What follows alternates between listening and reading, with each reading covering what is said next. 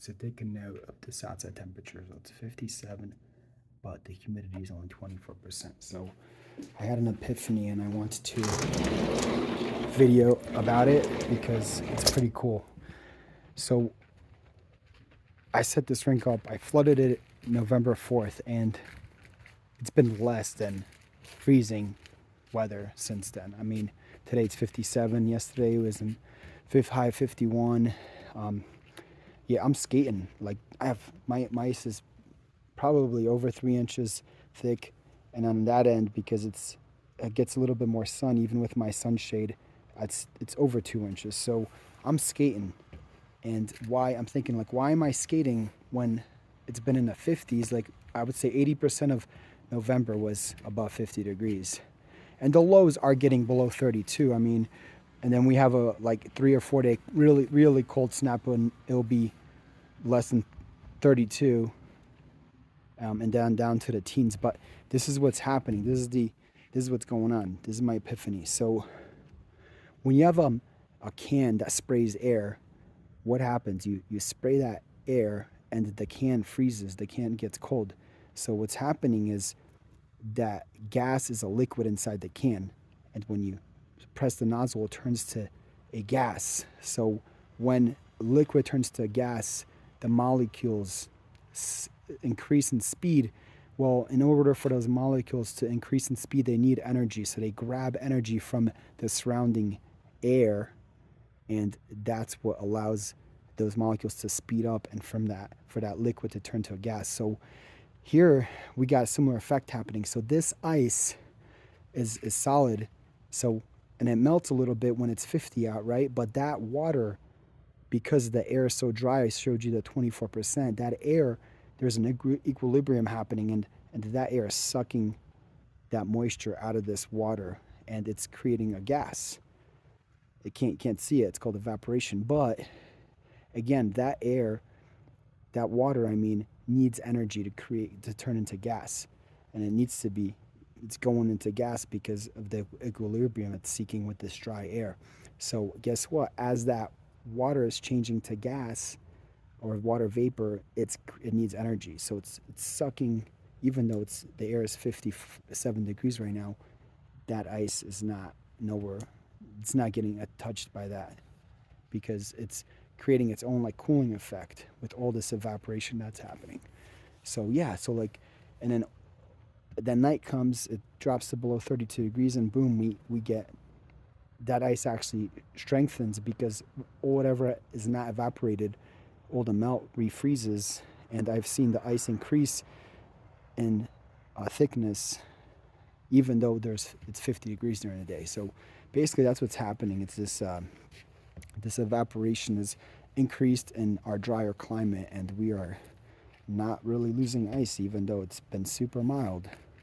It's a pretty cool phenomena, or not phenomena, it's physics. All right, just to support my earlier theories. So today's high was 61 at 2:15. It's 5:56, and outside it's 44, so well above 32 degrees. So um, because it was so warm, whatever snow was remaining on my deck had melted into puddles. And it's only 44 out, and you'll notice that some of these puddles have already frozen. So this was completely water, and now it's frozen. That's 44 out only. So I don't have a thermometer to check the wood. Someone might say that the wood is below 32, but I doubt it, because that would make sense. If the wood is below 32 degrees, it'll freeze whatever water. So here's another. See, so this is all water, and it's totally ice now, frozen at 44 degrees. You can hear me stepping on it. Here's another. What was a puddle, and now it's frozen solid. Bunch of puddles that were melted, and some, not all of them are frozen. Some of them are still in the process of freezing. Like the bigger ones, like this one was big, and I can scratch off. No, it's not totally solid yet. still like slushy, but it's definitely freezing. And again, like this is a big one, and you can see the crystals are starting to form on this one, so it's actually a pretty cool looking pattern. So this one's in the process of freezing. So 44 degrees out, and you got water freezing because of that evaporation theory I was discussing earlier. This one is also just starting to freeze over. Pretty cool. Water freezing above 32 degrees because of evaporation. Here's me stepping on some of it.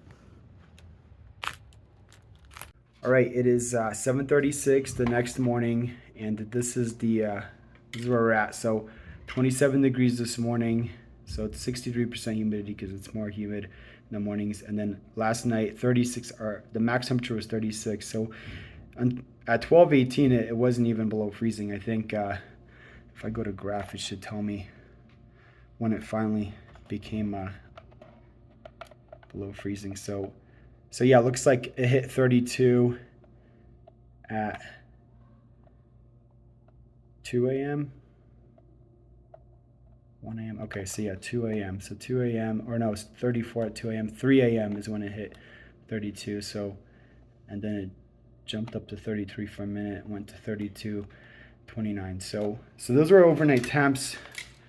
And then let's go look outside and check the ice. So all those puddles that were on the deck are frozen solid now. Any of the water that was on the ice from yesterday's 61. Yeah, 61 I think was the highest today. It's all frozen now. My ice could use a good Zamboni. Alright, so let's do it. So this is my most exposed as far as sun goes section of the rink. And then I just use a drill bit, 3-inch drill bit. So I know that this is my canary, the canary that goes into the mine. I know that this will definitely get thinner first. Then I have marks here, that's 2 inches, 2.5, and that's 3. I don't think it's very super accurate, but it's good enough for me. So I'll put that in and I'll let that bottom of the wire hook. So it's definitely not losing, it's growing. If anything, it was at 2 inches yesterday. It's right about between 2 and 2.5 inches now. So we're at 2.25. And I usually try to make sure I grab a few different parts of the ice there at the bottom of the hole I just drilled, just to make sure I'm getting it right. Yeah, so it's definitely, so it's hooking right there. Actually, I don't think that was a good one. That's a good one. So there we go. So it's hooking the bottom, I'm pulling it up. So it's definitely at 2.25. So yeah, even though it was 61, and I measured this ice yesterday, and it was at 2. It was at 2. So definitely, despite it being 61 yesterday, the ice actually thickened up to 2.25 in my weakest section. So this is 2.25. Everything else is way more. I think that area there's 3.5 at this point in time. And then here again, sun exposed along these boards, it's going to be a little bit thinner, but if it's 2.25 here, it's 2.5, maybe even approaching 3. So yeah, evaporation theory proven correct. All right, I'm just going to drill a few more test holes just for the sake of having more complete data. So, 3-inch drill bit here. So, and I mentioned that corner there, that's my canary in the coal mine. That's because that's the last area to freeze, and it's going to be the first section to melt. Even though I have my sunshade, the sun still trickles through that sunshade fabric, and that area definitely, is the last one I have to be most patient with. But if I test that and it's over 2 inches, then I know the rest of it is good. But let's just drill a few holes just to make sure I'm not blowing smoke. So here, this is usually the first section to solidify, and I think this one is definitely.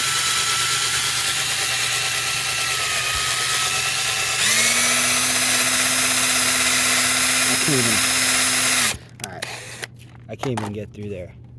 This thing is definitely over 3 inches. So there's that, and I know that this area as well, this is another corner. That area actually does also take a little bit longer because the sun does hit, even the fabric, though the fabric is there, the sun hits that area. So that's why it's a lot clearer than this. But let's just go right here and see where we're at. Gosh, I'm out of battery. All right, whatever. That was probably right under 3 inches. Trying to make, I don't want to mess up my ice. All right, so let's go over here now. And in this area, I'm gonna guess that it's at, let's go right here. I'm gonna guess that it's at 2.5-ish right now.